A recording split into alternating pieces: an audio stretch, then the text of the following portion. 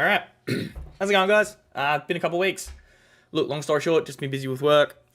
Even today, I'm currently working from home just because I've just got some stuff going on at home that I need to deal with. So work's been kind enough to let me work from home. Look, outfield stuff. I have a half day at work tomorrow, so I've got the footies just over there. You can see him in the mirror. I think you can see him in the mirror. They're in the corner over there. Pumped up, ready to go. So hopefully I can get down to the fields tomorrow morning, unless something changes, which is a big possibility it might. But if it doesn't, I'll hopefully get down to the fields tomorrow and record some stuff. So anything you want to see, goal kicking, drop kicks, I don't know, 40, 20s, placement kicking, crossbar challenges, whatever it is, let me know what it is you want to see. If you want me to see me do a certain challenge, leave it in the comments, let me know. And yeah, hopefully I can get down to the fields tomorrow morning and record some stuff. But until then, we've obviously got today. So today is currently Tuesday, so just day after the Bulldogs Parramatta game. And this is something I've been thinking about discussing on the channel and getting opinions about for a while. And so what I'll do is I'll just play the video first, and then we can discuss it after.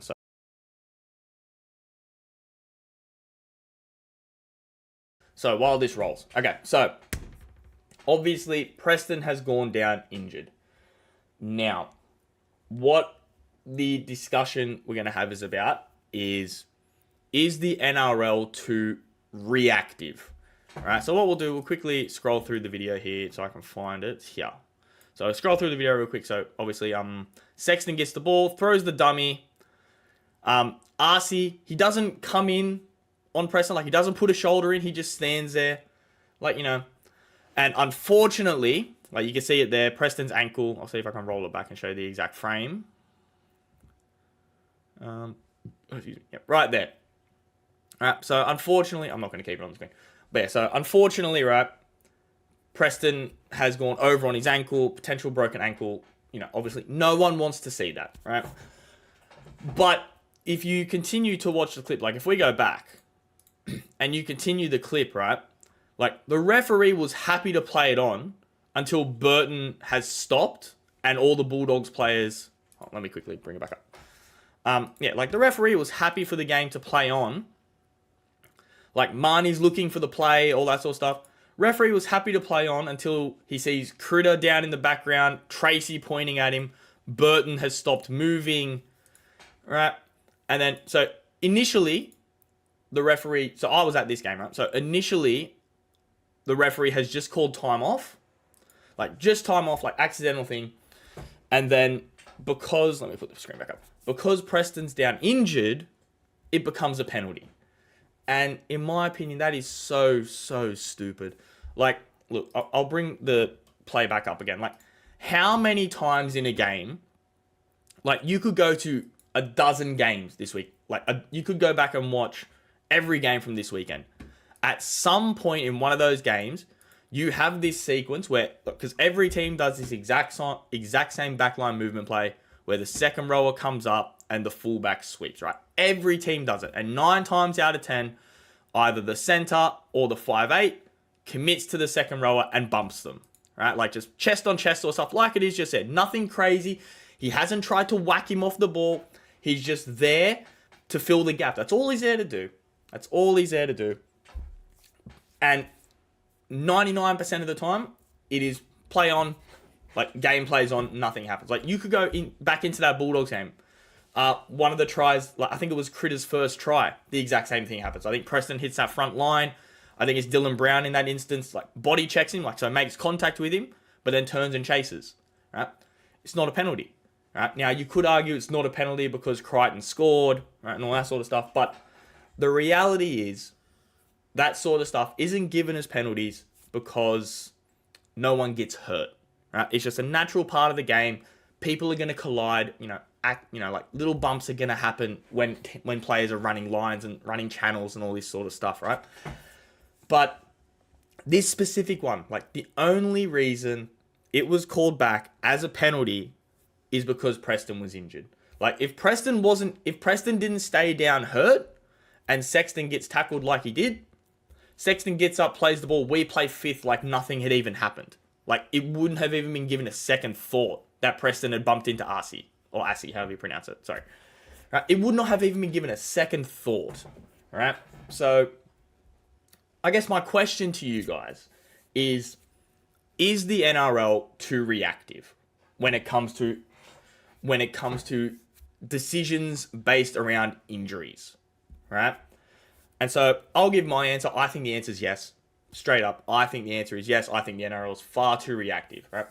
Now, look, at the end of the day, whether people like to admit it or not, rugby league is a physical contact sport, all right? Accidents are going to happen. People are going to get hurt, all right? Like, when you have, like, you know, just for example, let's say 2 front rowers. When you have 110 kilo blokes beelining for each other, right? Beelining for each other.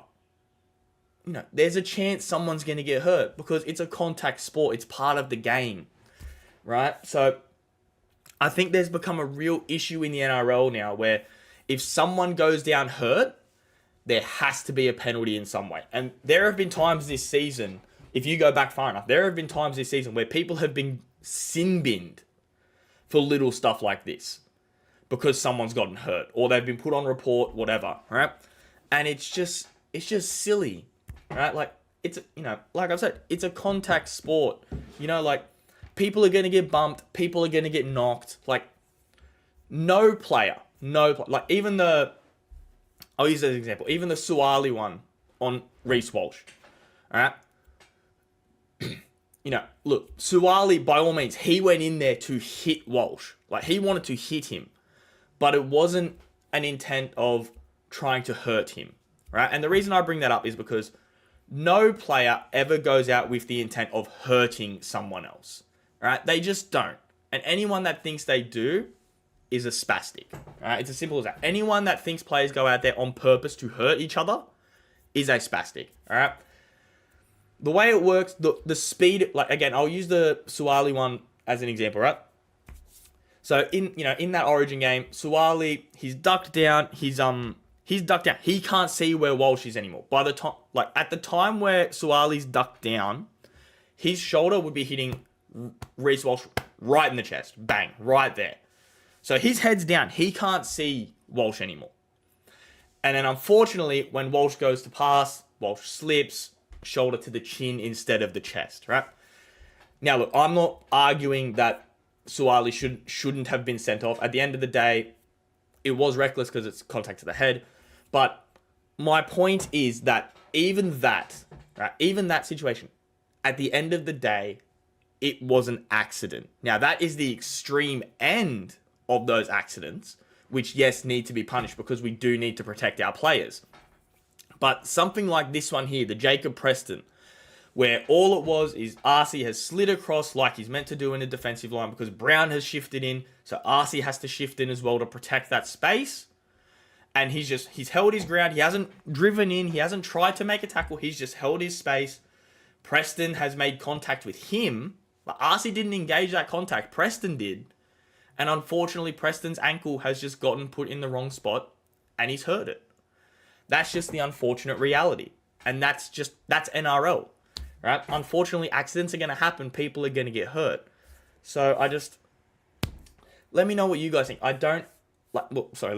do understand why they do it because they want the game to grow at a junior level. So they're trying to show, parents, literally what it is, they're trying to show parents that we have a safe game. If someone does something dangerous, they're going to get punished for it. So you don't have to worry about your kids.